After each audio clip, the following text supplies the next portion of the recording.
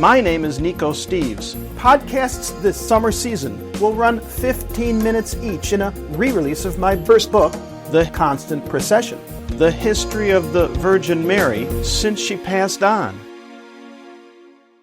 I'd like to thank you for spreading the word about my new book, The Very Fine Light, which is available in the ebook format on Amazon.com. For the next couple of months, I'll be finishing up the audiobook version and also releasing a version in the printed form. This summer I'll also be traveling to complete research for my next book, and I will be bringing you a few reports from the field about this upcoming book as research and interviews reach fruition. And so, please keep checking my website, nicosteves.com, as I will be posting blog updates from time to time during my summer research adventure. By the way, keep me posted on what you're up to in the comments section of my website or via email at nicosteves@gmail.com. And now, enjoy this installment of The Constant Procession. Installment 3. Even union workers believed in Our Lady of Lourdes. They labored for free to construct a permanent pathway and pond to make it easier for pilgrims to access the healing spring. The spring has drawn people to this site ever since. Bernadette's revelations regained credibility now. This after her bishop, who initially believed her claims, removed his approval after a few of the people who claimed to be healed. Upon closer examination, some had less than credible claims. The bishop began to doubt Bernadette's visions. Finally, something else happened to give further credence to her claims. While undergoing an interview by her priest to test her tale, Bernadette's description was quite vivid as she slowly repeated a message the Madonna told her to tell the priest. Quote, "I am the Immaculate Conception." Unquote. This shocked her priest. It surprised him to hear this naive girl utter these words. He realized Bernadette's responses to be beyond the childish actions or games of an immature girl in need of attention. He knew the youth did not know anything about the new doctrine of Immaculate Conception, authorized by the Pope just a short time before and only revealed to bishops and priests. Immaculate Conception, as a religious doctrine, says that the Virgin Mary had been protected from original sin. The Madonna did not have a sinful nature and possessed purity. So when the local bishop heard that the girl had revealed this, the apparitions took on a more important tone. For the clergy, this revelation turned the stories of this girl, born in poverty, into the highest levels of credibility. If she could prove she had never heard the words or the concept before. During this time, Bernadette experienced being browbeaten by the clergy, jailed by area officials, mocked by the villagers, taken advantage of by tricksters.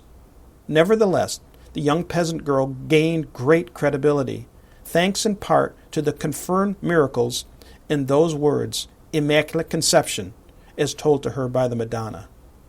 Bernadette became a nun and after her death earned sainthood. It is estimated that 1 million people go to the site each year, believers and non-believers alike, who make time and personal investment to go there in hopes of gaining strength as well as courage, and in the hopes of leading better lives. Chapter 5. Back to Conyers. I remembered going to an apparition sighting just east of Atlanta in Conyers, Georgia, 10 years before. A former nurse at that time, who lived on one of the highest points in the area, started seeing apparitions of one who called herself One Mother of Many Names. These appearances of the Madonna had occurred during a period of 8 years, which started in 1991. The apparitions would appear every 13th of the month and reveal things to a former nurse, Nancy Fowler. According to Nancy Fowler, the Madonna's communications ranged on a great variety of concerns, which Ms. Fowler would come out and relay to a crowd that grew and grew in size. As with every apparition, a swirl of controversy and rumors of deception and scams point at the source of each apparition. Ms. Fowler proved no exception. Still, the crowds grew and grew every 13th. The crowds kept coming and getting larger and larger. On September 13th of 1998, in her monthly message to Ms. Fowler, the Madonna revealed there would be one more public visitation on the following 13th of the month. On October 13th, 1998, the largest group of seekers gathered on the property. The local officials did not want the attention or hassle of the increasing traffic jams that had been growing each month during these apparition sightings. Neighbors threatened to shoot people if they crossed or parked on their property.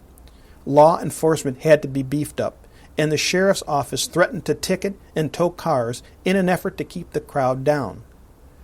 But still the people came, for miles in all directions. The arrival of people from all walks of life, from all parts of the world, came for this final apparition message. A crowd of an estimated 100,000 souls arrived. My wife and I, with a toddler in tow, plus an infant in a stroller, arrived and took our first chance to park. The farm, as it is known, is situated at the top of a rounded mountain, off a side road, just off the main highway. From the main highway, which is where we parked, there is an evergreen forest that leads up to the back of the homestead.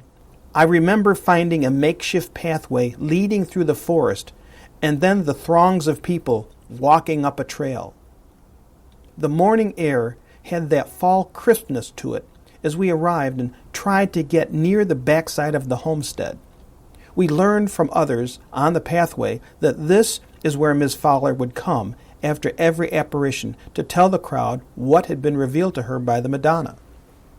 Though we tried to get as close as possible, after our efforts we found ourselves still far removed and not close to the action, so I did not hear Ms. Fowler when she came out after her encounter. This, in part, is what she revealed as told to her by the Madonna. Quote, "My dear children, I have come to be with you today and, as your loving mother, to instruct you.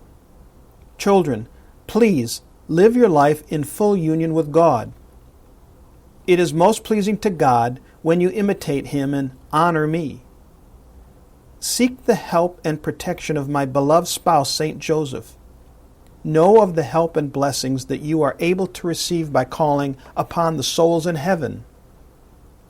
Be ready for heaven. My Son has prepared a place for you. Follow Him. Avoid the temptations and ways of the world. You have the commandments of God. Children, obey. Do not store worldly treasures. You will take with you the good that you have done on earth, your love of God and neighbor. My requests remain the same as in Portugal in 1917. Please, children, stop offending God. Please. God is the Creator, and He is sovereign over all creation from the heavens above to the earth below. You have yet to see the forces of nature. No man is greater than God. No country is greater than God. If you choose to live apart from God, then you will fall, and fall you will. Oh, my dear little children, God is all-loving, and you will reach Him by imitating Him. You are worried about the future, but you do not attend to your daily duties. Please be attentive. My Son's heart is rich in mercy and love for you. When you are doing your best, do not worry. The future holds no concern to those who truly seek God, love Him, and remain in His favor.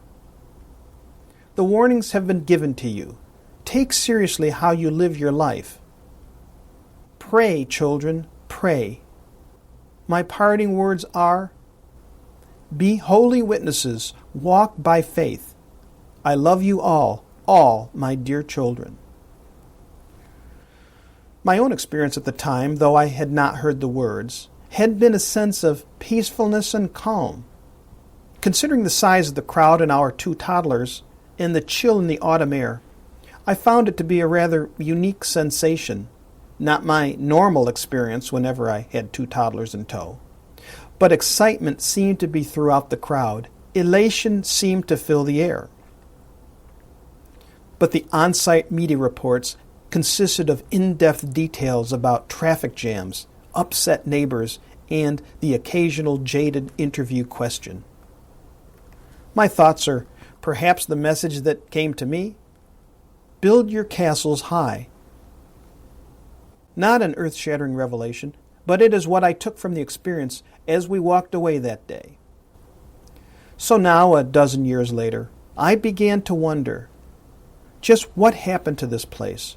Would it still be there? And if yes, why had I not heard any more about it? Not sure of how the question would be received, I asked around the church communities, but found little information. A couple of people told me that it had held a great amount of controversy. I also heard that Nancy Fowler had moved away from the site. I decided to take a drive back to the site to see if it still even existed. I journeyed back 75 miles east of downtown Atlanta. Going mostly by memory, I got very lost and after fits and starts began to rethink the value of this pursuit. To my great relief, before devoting much more time to this thought, I stumbled onto the country road that led to the farm. And voila, I had arrived. Though it looked somewhat different than I remembered, in retrospect, I had arrived at the main entrance, whereas before, we had come through the evergreen forest closer to the backside. I took a bit of delight in my success to find the farm. I found well-kept grounds between the two-lane road and the farmhouse off in the distance at the top of the hill. Things here appeared to be alive and well. But I hesitated as I approached the dirt road entrance. Should I go up there? With great trepidation, I drove onto the property. Silence greeted me as I parked. No one seemed to be around. It made me a bit uncomfortable, like when one approaches an unknown part of town. I felt like a thief in the night. Should I proceed? Then I became more focused on the layout of the landscape. Blocked by several evergreen trees is a 12-foot-tall stone statue of the Madonna. Encouraged by the solitude and isolation of the location, in silence I approached the statue. Does anyone come here anymore? I thought to myself. To my surprise, an answer came as I moved closer to the statue. I found, draped on the Madonna's outstretched hands, a variety of colorful rosary beads, left as requests from prayers, I surmised. Then an aroma captured my attention, a familiar fragrance, that of roses. Of course, then I saw them. They adorned the Madonna's feet, a variety of colorful roses in numerous vases, some ornate, some set in cheap makeshift containers. Though I found no one any place around, their fragrance and the freshness of their appearance indicated the flowers must have been a recent addition. And the smell of this array of fresh-cut roses wafted across the vastness. Moved, I knelt and said a quick prayer almost before I realized it. It felt like one of those aha inspirational moments as a gentle breeze caressed my face. But why? What could be here in the middle of a field, in the middle of the country, on a nondescript day? Emboldened, I got up and started to look around the property. I explored the grounds and soon noticed signage that made it clear people are welcome here.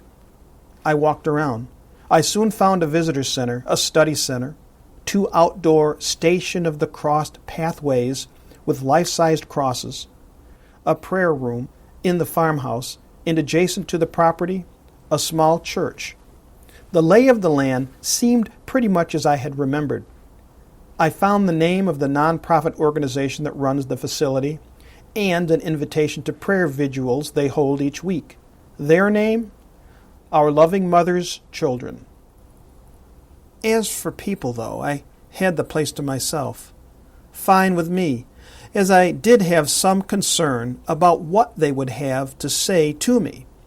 Under no pressure, I explored the various areas at my leisure on this return to the site. Again, I experienced a very peaceful tranquility to the place as I spent part of the day. After a while, I did see several people around. As I got more comfortable in the environment, I did begin to wonder, how come no people? Remembering back, what impressed me from long ago included the people that made up the crowd. There had been an almost indescribable atmosphere of excited anticipation, of hope, and great faith. I felt its presence still, though the experience of that last apparition had been by now many years before. The feeling remains constant today. As I left, I began to wonder, why in this major metropolis of Atlanta, the city too busy to hate, has this apparition site been overlooked? I decided that the people who remain are the true believers. Their faith has become a cornerstone in recognition of those events. Theirs is the inspired mission to keep the faith alive. Just who are the religious visionaries who chose to formalize a church here? And what religious denomination would have taken on the call in light of the fact that the immediate area already had a number and great variety of churches already? This is Nico Steves. I hope you enjoyed this installment. My new book, The Very Fine Light, is available on Amazon.com.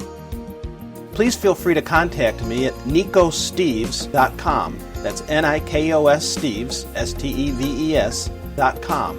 If you like this episode, and for more, share them with friends, and consider William J. Walsh's book, Heaven's Bright Queen, Apparitions and Shrines of Heaven's Bright Queen. This is Nico Steves. Thank you. See you next time.